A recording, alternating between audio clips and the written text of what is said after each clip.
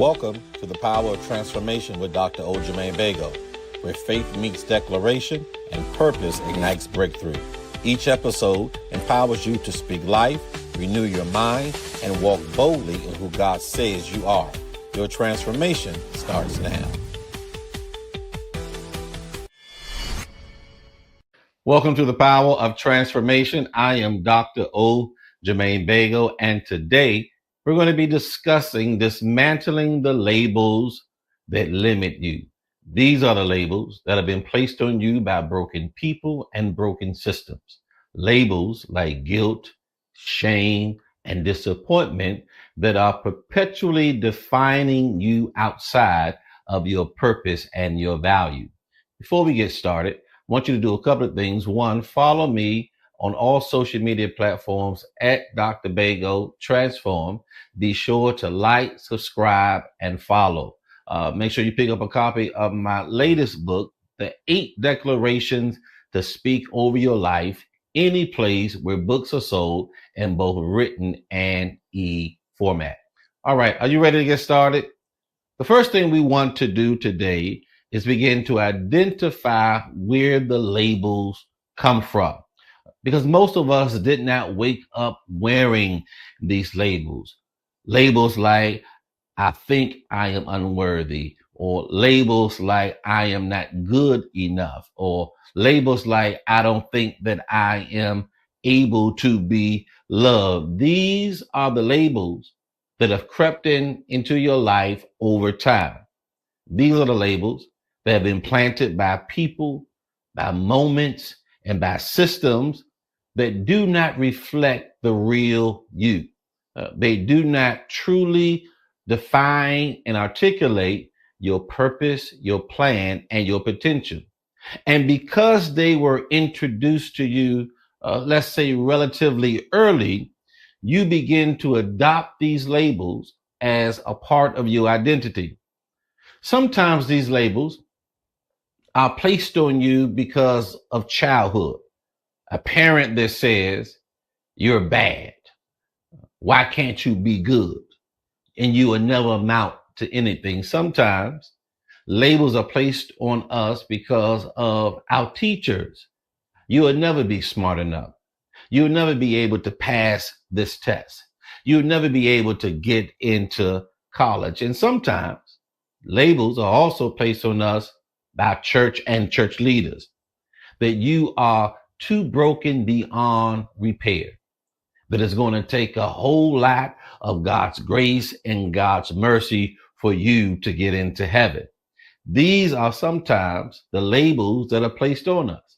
And sometimes they are placed on us by cultural messaging, such as media and social media and racial and stereotypes, all trying to tell you who you are and who you are not.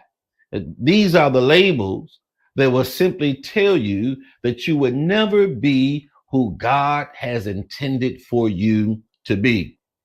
And this is what happens because the world is constantly labeling us. We're black bodies, we're women bodies, we're poor bodies, we're queer bodies, all of these separate bodies. And yet none of these labels are large enough to contain the fullness of your identity. Over time, labels come from also what we experience in pain and failure.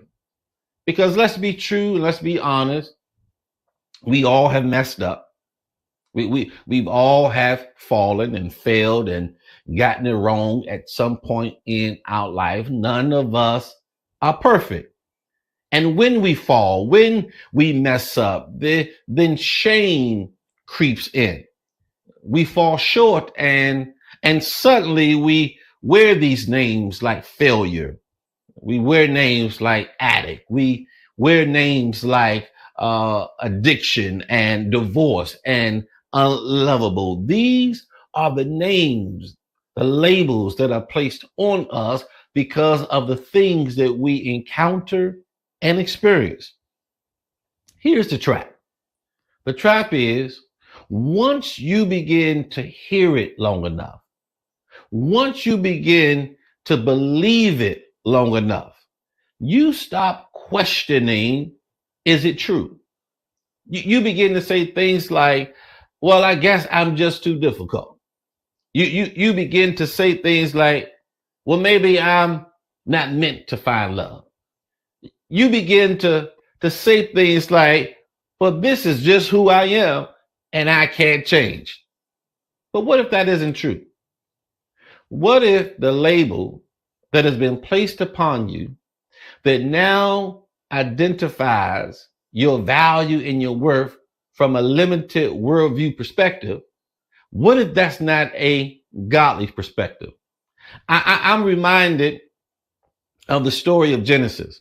Right there around Genesis chapter 3, Adam and Eve had sinned, and the Bible says that they did two things after they sinned.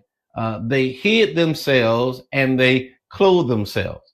And the Bible says that God came looking for them, and he asked them this simple question: who told you that you were naked?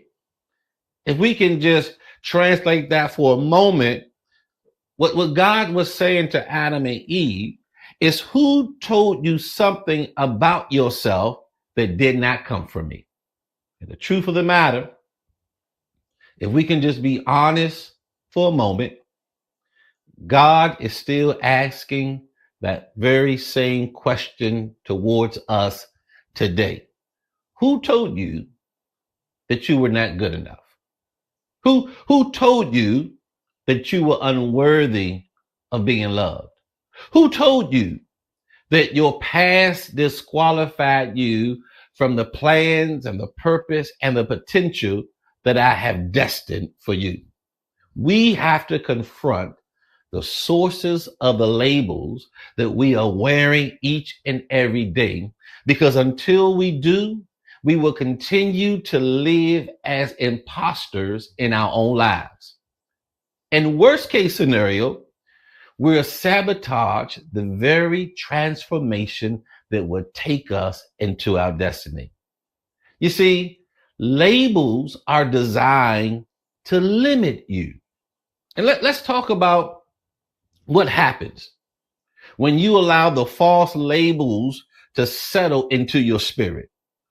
Because labels don't just describe you, labels also start to define you. And when labels begin to define you, you begin to allow limitations to set in. Let me see if I can put this plainly. Labels can become lids. They can become ceilings, and what you believe about yourself determines how you show up in this world. Because if the label says that you will never be a leader, you will stop volunteering. If the label says that you will always mess up, you will stop trying. If the label says that you are not spiritual enough, you will stop praying. Because labels are not just about low self-esteem. Labels are also spiritual suffocation. They will suffocate the life out of you. Labels create limits. They create these lids. They create these ceilings over your life. And you start making choices based upon the limitations that you have allowed the label to place on you. You begin to live beneath your calling. You begin to live beneath your anointing.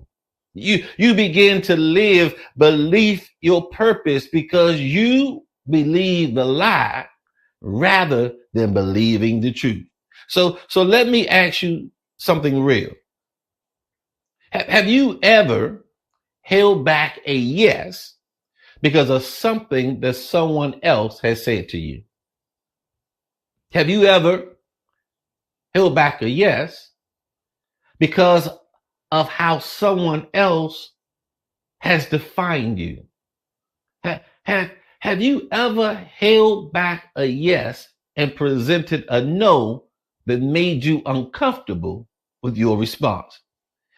Have you ever talked yourself out of a dream, out of a job, out of a promotion? Have you ever talked yourself out of a relationship or a divine opportunity because of this inner voice inside of you kept constantly saying over and over again, then you know you're not good enough. And then you know that relationship is going to fail. You know no fruit is going to come out of it. Have you ever talked yourself out of the gift that was meant for you? Because the voice is a residue of the false label. And here's the problem. Here's the problem with the voice and the label. That if you don't confront the label, you start living the lie as if it's your destiny. Can I say that again? That if you don't confront the label, you'll begin to live the lie as if it is your destiny. Now, you may say, well, Pastor, how's that true? Let me show you some biblical examples. You remember when God spoke to Moses and told Moses he needed to do something? And Moses' response to God was, I can't speak. And God in return said, I'll be your mouthpiece. You remember when Gideon was chosen and Gideon said to God, I'm the least of my tribe. And God said in response, you are a mighty warrior. Do you remember in the Bible when Jeremiah, the prophet, told God, I'm just a child? And God said to Jeremiah, do not say that you are only a youth. Guess what?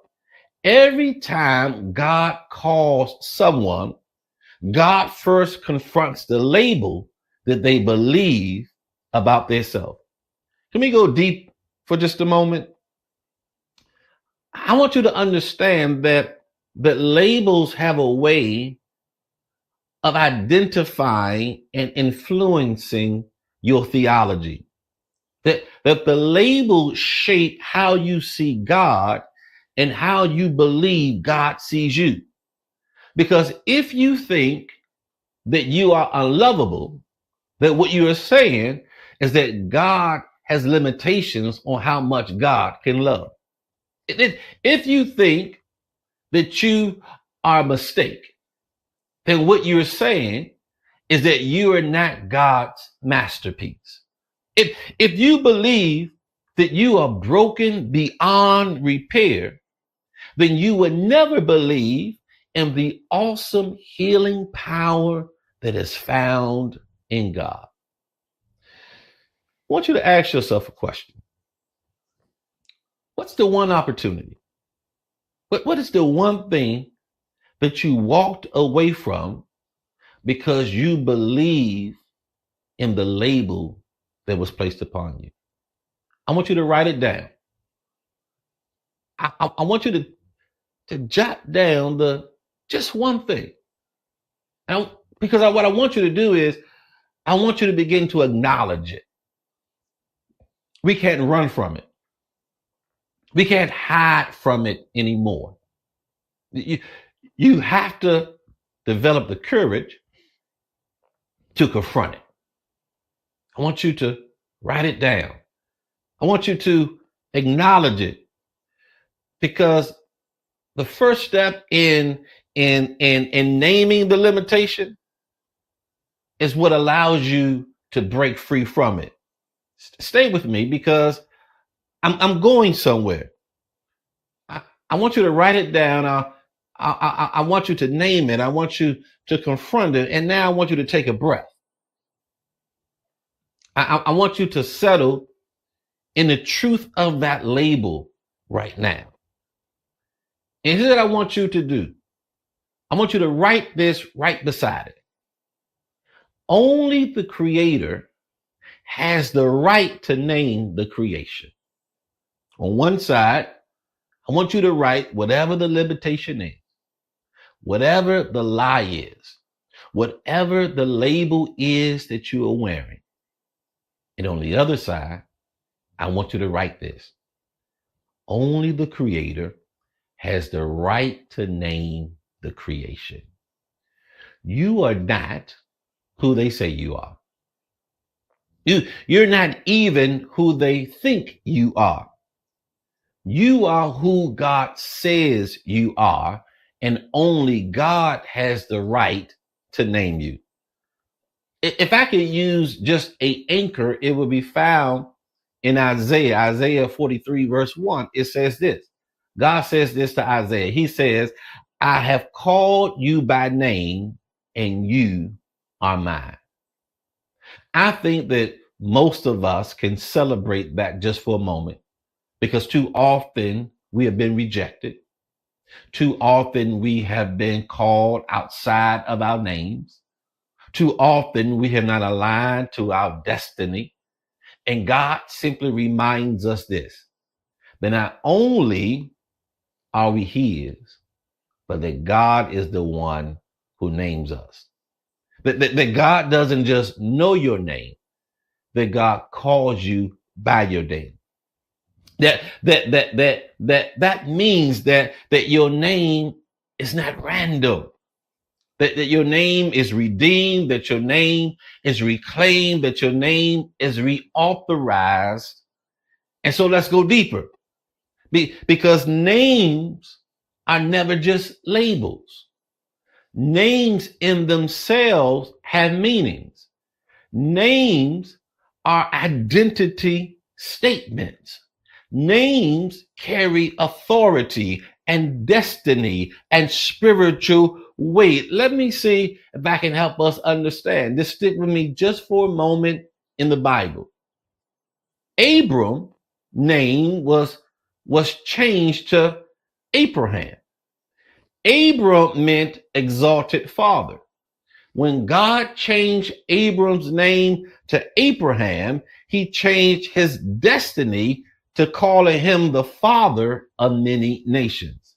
Sarai, his wife, her name was changed to Sarah. Sarai meant princess. But when God changed her name to Sarah, he called her a royal mother. What's the point that you're trying to make? Here it is. The point that I'm trying to make is that God can rename deceivers. God can rename doubters. God can rename deniers. Whoever God decides to name and rename is in God's authority alone. And guess what? If God did it 2,000 and 3,000 and 4,000 years ago, God can still do it now. So guess what? I believe that God is showing up right now, and God is renaming you.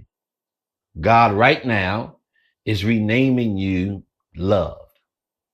God is renaming you chosen. God is renaming you set aside. God is renaming you royal priesthood. God is renaming you set apart. God is renaming you my workmanship. God is renaming you the head and not the tail.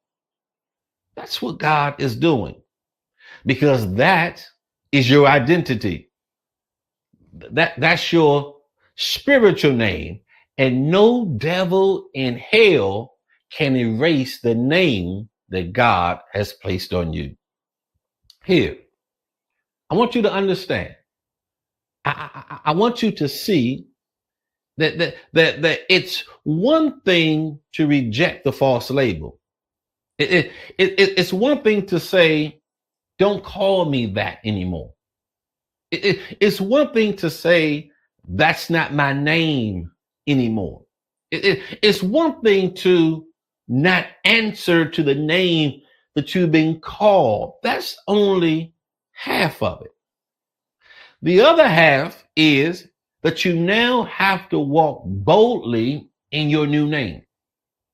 That you now have to be courageous enough to stand in your new identity.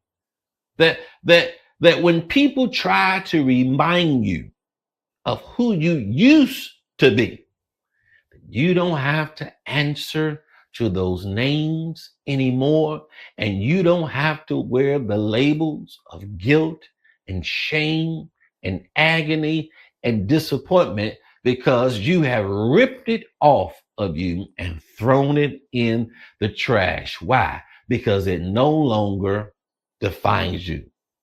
So let's start with our mouth, because I believe words shape our world. And so I believe that declarations do matter. And so I want you to repeat after me. Are you ready? I reject every false label. I receive the name God has given to me. I am chosen. I am loved. I am free. I am who God says I am. Can we say those again? I reject every false label. I receive the name that God has given to me. I am chosen. I am beloved. I am free. I am who God says I am. I hope you wrote those down, because I want you to begin to say them each and every day. I want you to begin to remind yourself just exactly who you are in your relationship with God. Because here's the truth. What matters the most is how you live beyond the label. Some of us like to reminisce. We like to be reminded of the past. We like to take strolls down memory lane. But I hope that as you're walking, you're not returning. I hope that as you reflect back, that you're also looking ahead. That you are not returning to the place of your past pain, of all your past problems and your past mistakes. But you're looking back to remind yourself of just how far you've come. That you're looking back to tell yourself that you are no longer what you used to be. That's living beyond the label. Is choosing each and every day to trust and believe in the real you, even when the past keeps trying to make a comeback. Living beyond the label means showing up for the opportunities you once disqualified yourself for. Living beyond the labels mean praying boldly even when you feel too ashamed to do it. Living beyond the label, it means leading with confidence even when others keep reminding you of your mistakes. Living beyond the label means loving yourself with the same grace that God gives you without apology. Living beyond the label doesn't mean pretending that your wounds never happened. It means refusing to allow your wounds to define you. It means that your past does not define you. Your relationships do not define you. Your setbacks do not define you. Your transgressions do not define you. Your sin does not define you. Your trauma does not define you. Your titles do not define you. Not even your testimony defines you. You are only defined by the God who created you. You are who God has called you to be. We must dismantle the labels that limit us each and every day. Because sometimes it is not only the world that places them on us. Oftentimes, It is we, our own selves, that place the labels each and every day. I hope today's lesson has blessed you. And if it has, I want you to make sure that you comment and share it with someone else that they may also be enriched by this discussion. Until next time, may God bless you, may the Lord keep you, and may heaven continue to smile upon you. Peace. Thank you for tuning in to The Power of Transformation. If today's episode blessed you, share it with someone you love. Don't forget to subscribe and stay connected for more tools to declare, believe, and become. Until next time, keep speaking life.